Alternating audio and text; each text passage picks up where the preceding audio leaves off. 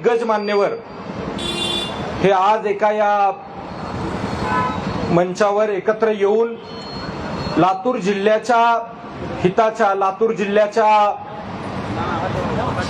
विकासाच्या संदर्भामध्ये काही मागण्या या ठिकाणी घेऊन आलेले आहेत. परंतु मागचे 3 दिवस झाले सातत्यानं हे उपोषण या ठिकाणी सुरू आहे आणि मला खंत वाटते, ज्या लातूरला सुसंस्कृत लातूर म्हणून पाहतो, ज्या लातूरला लोकप्रतिनिधी, अधिकारी यांच्याकडे संवेदनशील म्हणून आपण पाहतो, त्या लातूरमध्ये जेव्हा लातूरचे सर्व पत्रकार, मग ते प्रिंट मीडियाचे असतील, टीव्ही मीडियाचे असतील, युट्यूब चॅनेलचे असतील, या सर्वांनी मिळून उभारलेल्या या लढ्याला, याची साधी नोंद घ्यायला सुद्धा सरकारच्या वतीनं कोणी अधिकारी, जिल्हाधिकारी कार्यालयाचे कोणी प्रतिनिधी आतापर्यंत इथं आलेले नाहीत.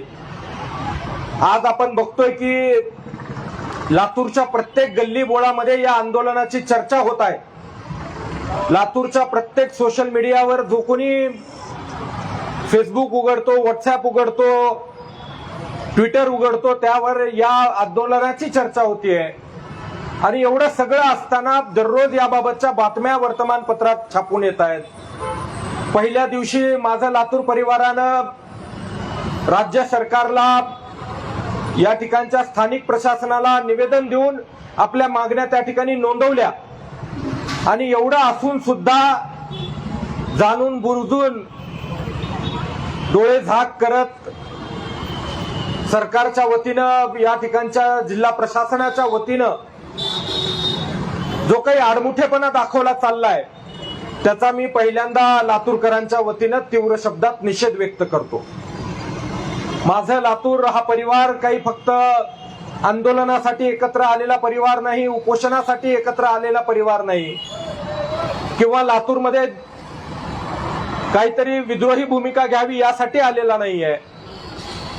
तर आपण अनुभवलेलं आहे की या माझा लातूर परिवाराची सुरुवात ज्यावेळेस झाली, त्यावेळेस कोविडच्या महासंकटामध्ये लातूरकरांना सुविधा उपलब्ध व्हाव्यात याकरिता एक व्यासपीठ या निमित्तानं तयार झालं.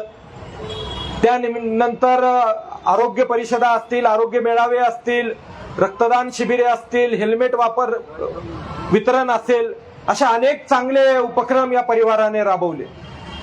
आणि प्रत्येक ठिकाणी आपण म्हणतो की नावासाठी, श्रेयासाठी लढाई चालली आहे, पण माझं लातूर हा एक असा व्यासपीठ आहे ज्या ठिकाणी कोणीही अध्यक्ष नाही, कोणी उपाध्यक्ष नाही, तर सगळेच्या सगळे सदस्य म्हणून या परिवाराचे काम करतात. आणि मागण्या तरी काय घेऊन बसलेली आहेत, तर लातूरच्या जिल्ह्याच्या प्रतिष्ठेच्या, लातूरच्या जिल्ह्याच्या अस्मितेच्या मागण्या घेऊन हे उपोषणाला बसलेले आहेत. आज मलाही अभिमान वाटतो की मी सुद्धा या सदस्यांपैकी एक आहे. आणि मागच्या 3 दिवसापासून जे प्रखर आंदोलन या ठिकाणी सुरू झालेलं आहे, त्यामधली पहिली मागणी आहे की सोयाबीनचं संशोधन केंद्र हे आपल्या लातूर जिल्ह्यामध्ये झालं पाहिजे. दुसरी मागणी आहे सुपर स्पेशालिटीचं जे झालेलं खाजगीकरण आहे ते त्वरित रद्द व्हावं. आणि तिसरी मागणी जी आपल्या सर्वांच्या अतिशय जिव्हाळ्याची मागणी आहे, ते म्हणजे लातूरमध्ये शासकीय वैद्यकीय रुग्णालय हे या ठिकाणी व्हावं.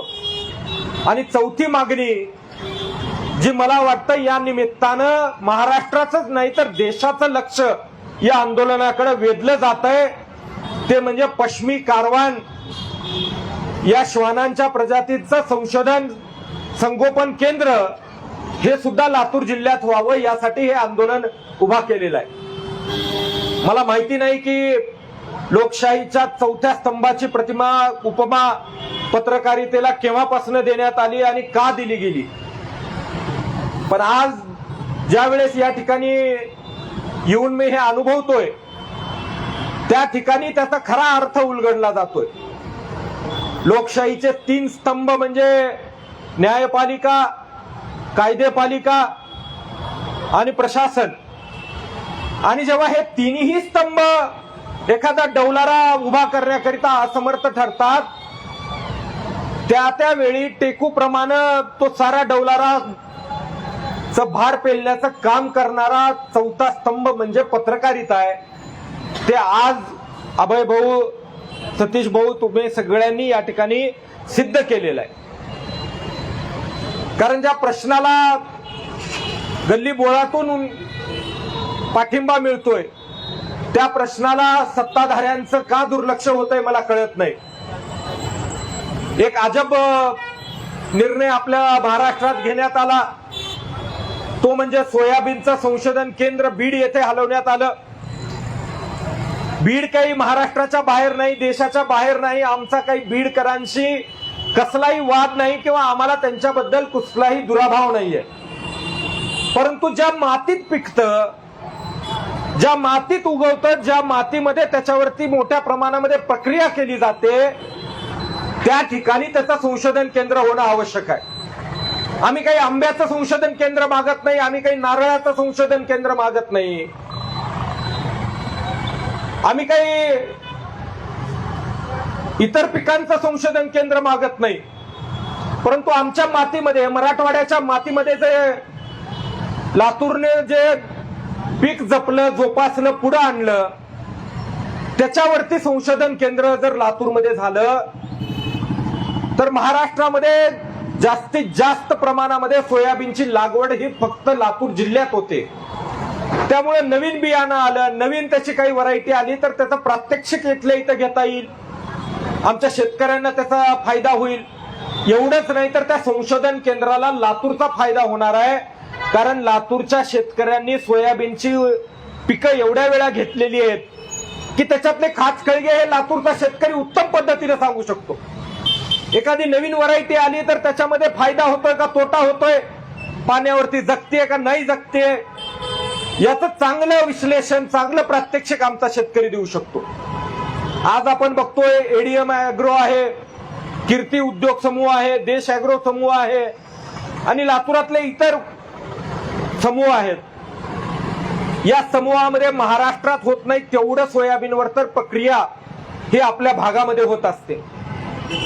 आणि मग जेव्हा तुम्ही संशोधन केंद्र दुसरीकडे नेता त्यावेळी तुमच्या मनामध्ये कुठंतरी लातूर बद्दल नक्कीच दुजाभाव आहे, लातूर बद्दल तुमच्या मनामध्ये काहीतरी राग दडलेला आहे हे स्पष्ट होतं. माननीय मंत्री महोदयांनी बोलताना असं सांगितलं की लातूरकरांची मुळात मागणीच नव्हती. अहो, मागणी करायची काय गरज आहे? अभय भाऊनी सांगितलं, दादा भुसे ज्यावेळेस लातूरला आले होते, सोयाबीन परिषद झाली, त्यांनी जाहीर केलं होतं की आम्ही लातूरात संशोधन केंद्र देऊ. अब्दुल सत्तार साहेब आले होते, त्यांनी सांगितलं की लातूरमध्ये आम्ही संशोधन केंद्र देऊ. जेव्हा दोन दोन मंत्री राज्याचे बोलतात त्यावेळेस ते व्यक्ती बोलत नसतात, ते राज्य सरकार बोलत असतं. आणि एकदा राज्य सरकारने घोषणा केल्याच्या नंतर पुन्हा त्यांच्या सरकारमधल्या एका नव्या मंत्र्यांनी त्याचा निर्णय बदलावायचा, पुन्हा म्हणायचं लातूरकरांची मागणीच नाही. मला तर प्रश्न पडतो, रत्नागिरीमध्ये आंब्याचं संशोधन केंद्र आहे, कोणी मागणी केली असेल? कोकणामध्ये नारळाचं संशोधन केंद्र आहे, कोण मागणी केली असेल? माझं या सरकारला, मंत्र्यांना माझं तर भाऊ आव्हान आहे की तुमच्यात जर खरी ताकद असेल, तुमच्या मनगटात जर खरा दम असेल तर ऊसाचं संशोधन केंद्र जे वसंतदादा शुगर इन्स्टिट्यूट आहे ते बीडला नेऊन दाखवा. आमचं सोयाबीन पळवण्यापेक्षा तुमच्यात जर ताकद असेल तर पुण्यामधलं वसंतदादा शुगर इन्स्टिट्यूट उचला आणि त्याची एक स्थापना तुमच्या जिल्ह्यामध्ये करा. मग आम्ही तुम्हाला मानू की खरंच तुमच्या मनगटात दम आहे.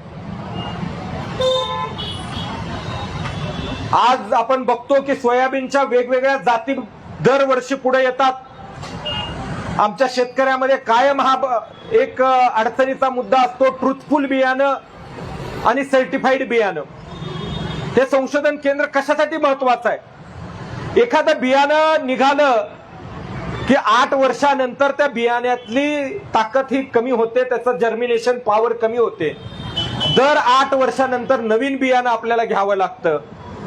एवढंच नाही तर आपण त्या मानाने थोडासा मागासलेल्या दुष्काळी पट्ट्यातला आहोत.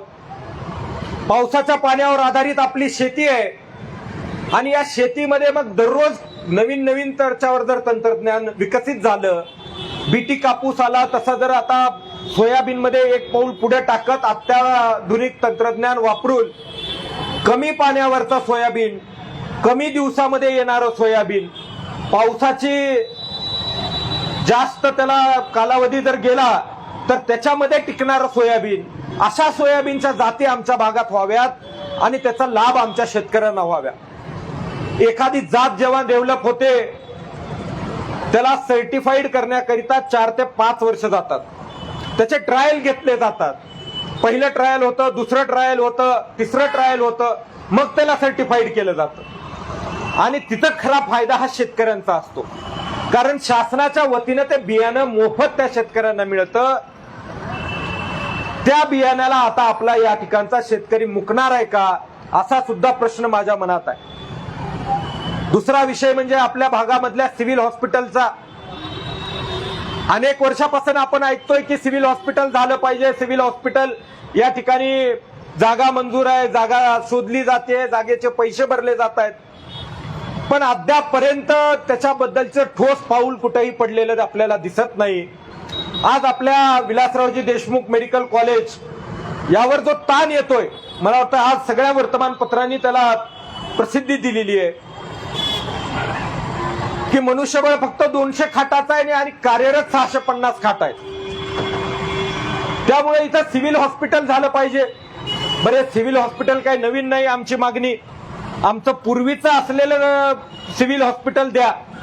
म्हणजे आम्ही अच्छे दिन द्या असं म्हणतच नाही, आम्ही एवढंच म्हणतोय हमारे पहिले दिन तो लौटा दो.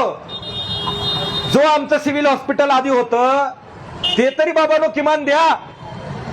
आता मला सांगा, सिव्हिल हॉस्पिटल शासनाचं, त्यासाठी लागणारी जागा शासनाची, त्यासाठी पैसे भरणारे शासन आणि होरपळणार मात्र लातूरची जनता.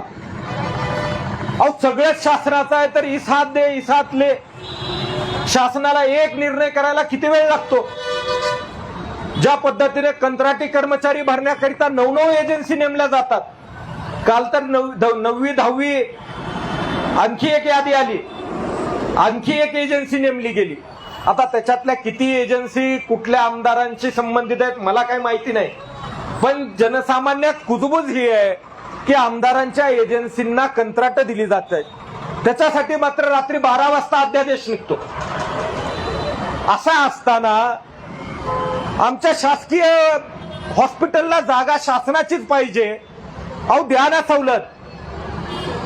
अडाणीला मोठमोठे उद्योग उभे करायला शासन हजारो हेक्टर जागा देतं, कुठं 1 रुपया नाममात्र दराने देतं, कुठं टीडीआरच्या स्वरूपात देतं. धारावी सारखी मुंबई मधली, महानगरी मधली अतिशय मोक्याची जागा त्यांना डेव्हलप करायला दिली जाते, पण लातूरला शासकीय रुग्णालयाला मात्र जागा द्यायला सरकारकडे पैसे नाहीत.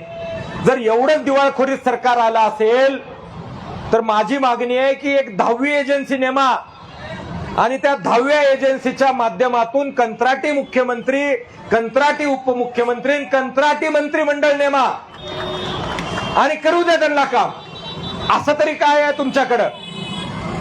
ना तुमच्याकडं पैशाची उपलब्धता आहे, ना विचारांची बैठक आहे, ना ठोस निर्णय घेण्याची ताकद आहे, ना जनसामान्यांना एकत्र करून सर्वसमावेशक निर्णय घेण्याचा तुमचा हेतू आहे.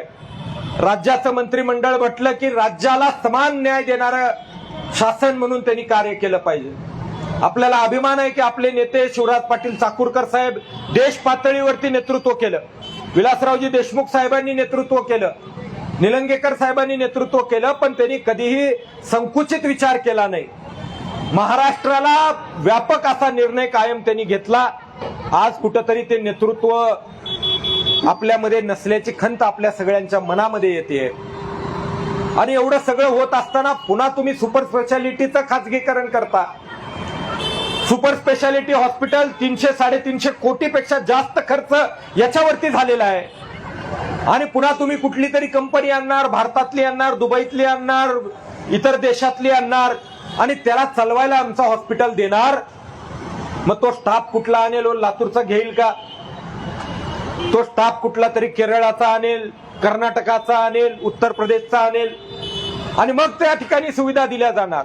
म्हणजे शासनाने खर्च केलेलं या जागेची किंमत बघितलं तर किती शेकडो कोटीमध्ये या जागेची किंमत आपल्याला धरावी लागेल. ज्या इमारतीवर ज्या इन्फ्रास्ट्रक्चरवर खर्च केला गेला ते इन्फ्रास्ट्रक्चर किमान 500 कोटी 350 कोटीच्या पुढचं असावं. आणि एवढं सगळं इन्फ्रास्ट्रक्चर तुम्ही फुकट एखाद्या कंपनीच्या हातात देणार आणि असं म्हणणार की आमच्याकडे पैसे नाहीत, आमच्याकडे चालवायला संसाधन नाहीये, आणि ही खासगी कंपनी मात्र सुविधा चांगल्या देणार.